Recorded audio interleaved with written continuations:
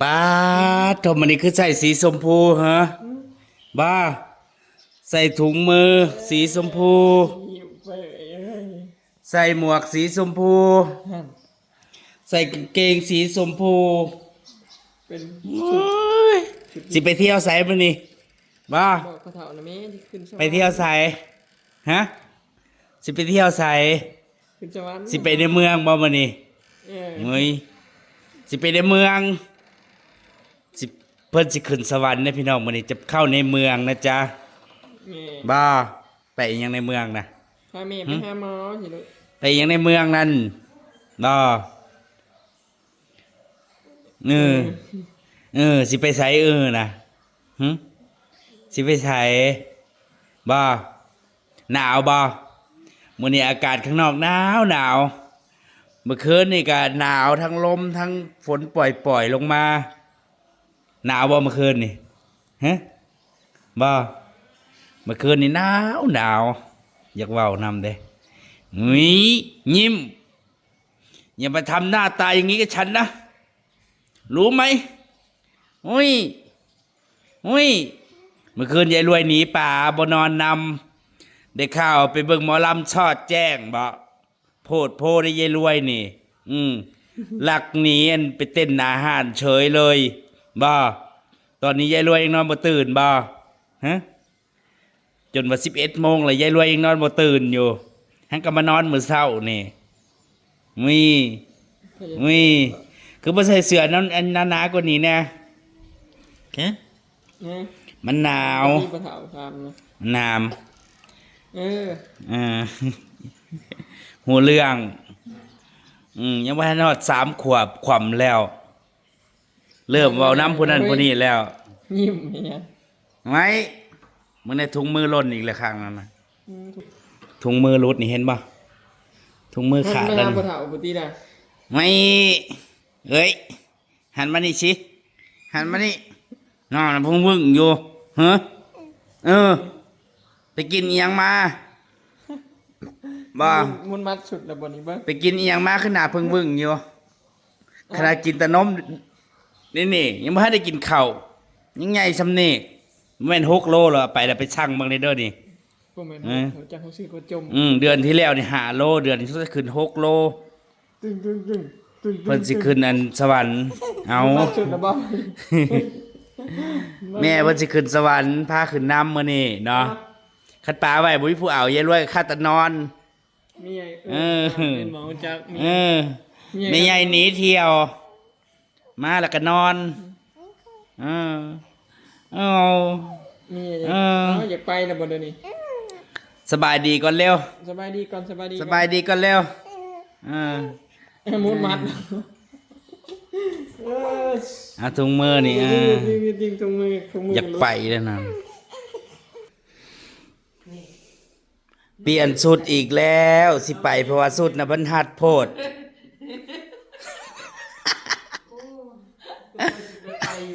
จับขาจับแข้ง มันดุยเนาะ ทุ่งตีนก็ว่าทุ่งตีนเขาเฮ็ดอิหยังอีกแล้วบัดนี้สุดอันที่ใส่เพราะว่ามันหัดโพดอึดอัดมาเปลี่ยนชุดใหม่อีกกลัวสิได้ไปเนาะเปลี่ยนชุดนั่นชุดนี่อยู่โว้ยเมื่อวานยายรวยหนีเที่ยววันนี้หลานน้อยสิหนีป่าอีกหลานน้อยหนีเที่ยวป่าโธ่สิเป็นร้องเพลงอยู่ใส่ก็ใส่ถุงตีนนะก็ตลกแท้ฮะ เขาก็เฮ็ด บ่ด้านนอกนะมันอันลมอันอากาศเย็น มีสุดใช่มีแต่สุดน้อย สุดน่ะน้อยเบิดแล้วซื้อมาบางนี่สงสัยน้ำหนักก็ขึ้นอยู่6 โลแล้วค่อยว่ากลายเป็นกระต่ายน้อยบัดนี้เอามานอนเมดบ่ สุด อันนั้นเมดด้วยนะ อันนี้คือสุดจะไปเที่ยวนะจ๊ะ เมดด้วยลูกมันเมดด้วยอันนั้นเมดด้วย แขนมานั่นเพิ่นขวบมาเลยพี่น้อง อันนี้จะเป็นสุดกระต่ายน้อย มันเมดมันเอาขึ้นได้ไดมันเคยเลยมันก็เอาขึ้นของมันนั่นแหละ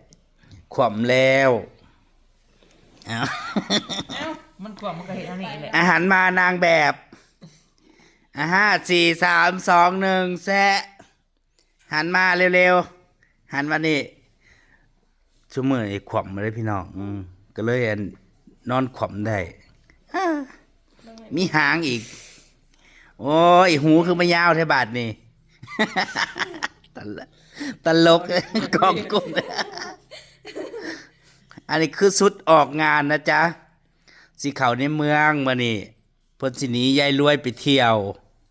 เนาะแม่เพิ่นสิพาไปแม่เพิ่นสิไปหาหมอ มันก็ย่านติ่งมันยังบ่ทันใจแล้วมันเงยขึ้นว่าอีได เฮาก็สัตยานของมันขวมแล้วเนาะสะอ่อนทุงตีนนี่เด้ค่อยสะอ่อนทุงตีน เขาก็เฮ็ดไปเนาะเขาก็ได้ ผมเด็กก็ขึ้นเลย ถุงตีน ก็ผมมีเมย์ ถุงตีนหันมาพี่เร็ว แล้วฮะนะพี่ ๆเร็วๆคือบ่เอามันง่ายขึ้นได้มันก็เมื่อย มา ขวมแล้วสิไปยักโมงนี่มัน11 โมงกว่าแล้วนี่หันมาพี่ว้ายว้ายสิไปไสเดียวดีบ่โอ้ยสะอ่อนเด้สุดเจ้านี่เบิ่งแน่โอ้ยอยากใส่บ่สุดนี่มักบ่ฮะมักใส่บ่สุดนี่นะหรือมันอึดอัดสุดนะเพราะว่าอึดอัดก็เลยถอด อันนี้ก็เดือนหน้าก็ใส่บ่ได้แล้วนี่นะไปโหลดไปหาซื้อสูตรใหม่มาใส่สูตรแต่ละตัวใส่บ่ได้แล้ว ตอนนี้ สุดเสือกันหนาวหน่อยเบิดแล้ว ซื้อมาใส่แค่เทื่อเดียว อากาศก็เริ่มหนาว เลย อ่ะเยี่ยมอ้าวเยี่ยม เชียร์บ่ซัก มึงในหูนี่น่ะหูเจ้านี่เห็นบ่ไปเที่ยวใส่ไปโลดไปปลายายรวยบัดนี้มันมีชุดฮ้อน ไผบอกกันยายรวยไปปลาเบิดคืนเอ้ย ชุด บ่ ต้นแรกก็ได้ชุดนี่นะ เดี๋ยวก็ใส่บ่ได้แล้ว เชียร์บ่ซัก มาจากทุ่มจากยามเมื่อคืนยายรวย โอ้ยออกมาพร้อมกันผัดเขาบอกออกมาพวกนั้นเขาก็นอนไม่นอนกองกันอยู่บริเวณน้ำเลือดพวกแล้วกันเที่ยงแต่ไปปุ๊บ สรุปแล้วเกือบแจ้ง ตีชี้เฮ้ยจะไปนอนในรถแล้วกับแฟนกับพวกจ้อย3 คน สรุปเพิ่นก็มาตีสี่แล้วจ้ะยายรวย ว่าเที่ยงคืนสิมาแล้วตีช่องป่ะตีช่องสิมายังช่อยหม้อโจ้นหอตีชี้ หมู่บ่มาก็เลยบ่ได้มายายรวยหนีเที่ยวบ่ อันนั้นก็จะน่าใช้บ่ได้อีกตัวนี้ค่ะนี่ไง ต้องซื้อสุดใหญ่ๆไว้เนาะต้องซื้อสุดใหญ่ๆไว้ ได้ใส่ชุดอันนี้ได้มัน สุดน้อยใส่บ่ได้ เดือนเดียวกับใหญ่แล้ว พอกินนมเลยก็ สิบเอ็ดโมง ข้าม กิน อยู่ นม เนี่ย เพิ่งบ่ได้สิไปเดี๋ยวมามืดอีก เลยลอย ไป11 โมงกว่าแล้วไปไม่อยากนมหรือบ่ดิเหรอ กินนมอีกแล้วเลย ไม่อยากนมหรือบ่ดิ ขา เลี้ยว ถุงจุงตีน ไม่ได้ใช่ดอกเลยเดี๋ยว บ่มันบ่ได้ยืดอันนี้มันก็หลุดยันไปยันมาหลุดมาแล้ว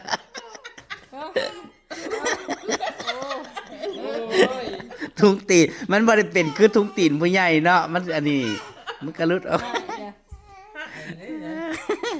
สิพาไปก็บ่พาไปเนาะเดี๋ยวเปลี่ยนชุดนั้นชุดนี้ เปลี่ยนตัวไหนอีก บ่อยากให้โอมแล้วนี่ โอ้แล้วมันหนาวมันเย็นเลยมันเย็นเลยนะมันมุดมัดนี่แหละบุ้ม บ่มีเสื้อผ้าใส่บาดนี้ บ่มุ่นสุดเก่า ว้ายเปลี่ยนชุดอีกแล้วบ่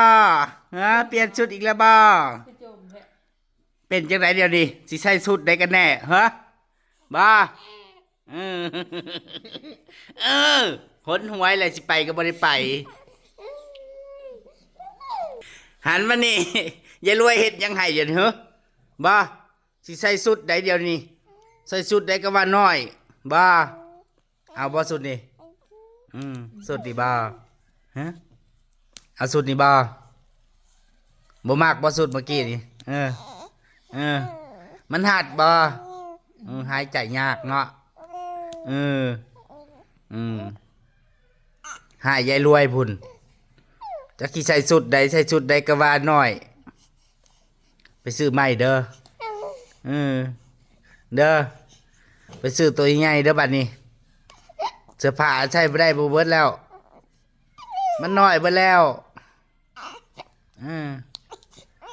อุ้ยไอ้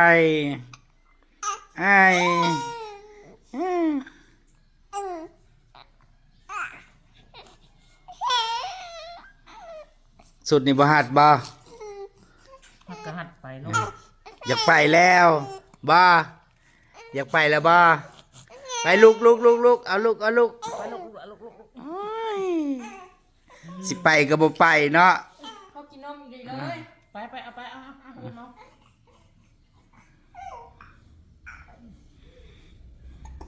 ดึงลงไปลง กินนมจังไปเร็วๆ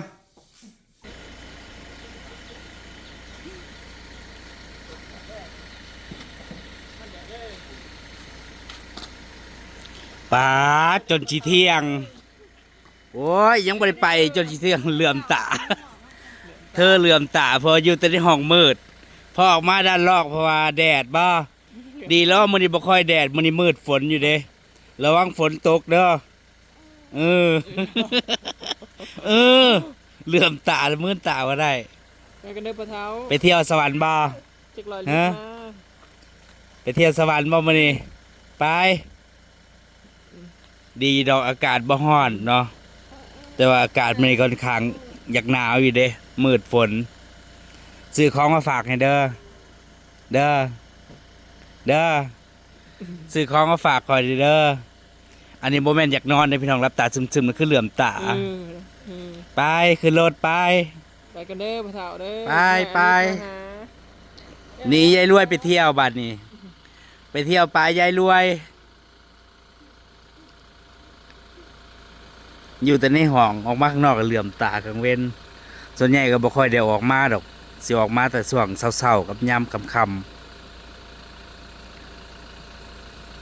แม่เพิ่นสิไปหาหมอก็เลยเอาไปนำเนาะพอเพื่อมาแล้วก็ค่ำ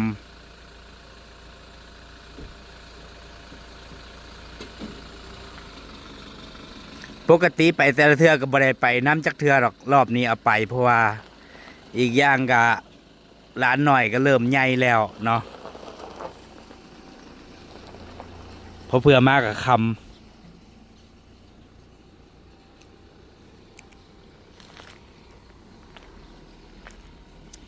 จากบ้านบ่มีไปสวรรค์กับไก่อยู่เด้เกือบ100 กิโล70-80คุณยายแปลงเลยยังบ้านออกมาจากสวนบ่จักเข้าสวนได้อีกละพูดคุณยายพี่น้องโพดโพหางกับไปหาหมอมาว่าอยู่ในสวนพูดเด้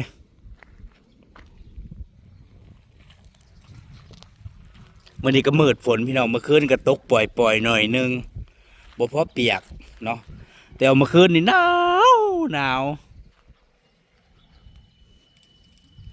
มื่อนี้ก็อากาศเย็นอยู่คุณยายอยู่ในสวนท่านผู้ชมเห็นบ่เดี๋ยวบ่มีที่ซูมให้เบิ่ง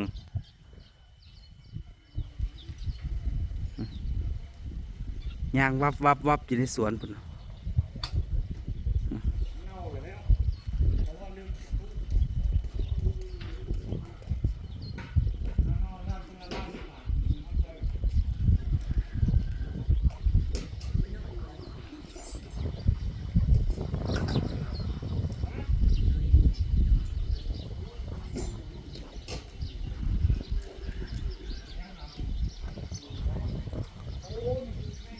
คุณยายแต่ละมือแล้วก็อยู่แต่กับสวนเด้แ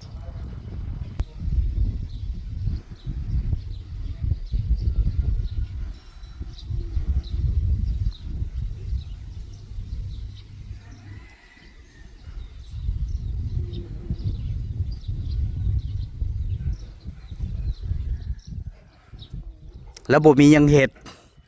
ใบไม้ก็กวาดจูดชั่วโมง แล้วก็หาซับหญ้าแถวสวนน่ะซับหญ้ามาให้งัวแต่ละวัน คุณยาย แต่นี่แหละคือเคล็ดลับความแข็งแรง แต่เราก็บ่มีโรคประจำตัวเด้แต่ว่าเจ้าของก็ย่างก็เซหน้าเซหลังอยู่หลักๆก็คือเจ็บขาเจ็บแข้งปวดเข่าหั่นล่ะโรคเก้าเนาะเป็นเรื่องปกติของผู้เฒ่ามาจังสิล่ะแต่เราก็บ่เคยอยู่ซื่อๆตื่นมาก็เข้าสวน กินข้าวเช้าแล้วก็เข้าสวน เที่ยงออกมากินข้าวเดี๋ยวก็เข้าสวนอีกฝนตกผ่าสิห้องก็ตามใส่ถุงมือย่างเซหน้าเซหลังอยู่ สองปั่นขาดดาบน้ำอู้เมื่อทองคู่หาคลิปของเขาเงื่อมนะดาวของแทงมาทองมือขาดบะ ถุงมือใส่2 มือขาดแล้วไปหาสางหญ้า